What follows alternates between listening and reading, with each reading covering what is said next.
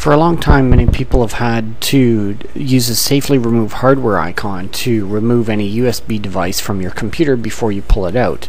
A lot of people would just take it out without clicking the safely remove icon, and that can cause problems to the device. In the latest version of XP, as well as in Vista and Windows 7, this is no longer an issue. There's a way to modify the settings for quick removal versus having a higher performance, which requires the safely remove feature.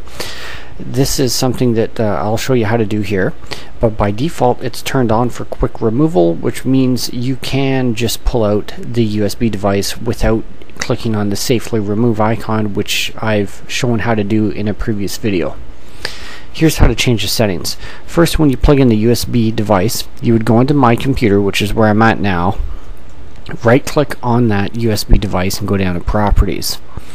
Within the Properties window, you want to go to the Hardware tab, select the USB device that's connected, go to Properties.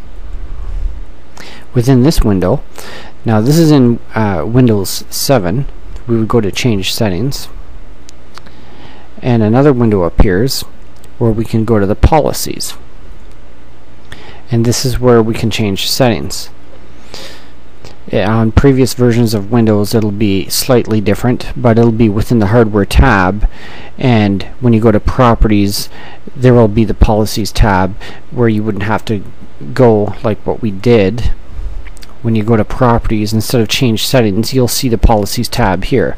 If you don't have the Policies tab, go to Change Settings, and here it is. Under Policies, Quick Removal is the default, which it says here, and it is turned on. Disables write caching, so you can safely remove the hardware without having to click on the safely remove icon. If you want it for best performance, you will be required to click on the safely remove hardware.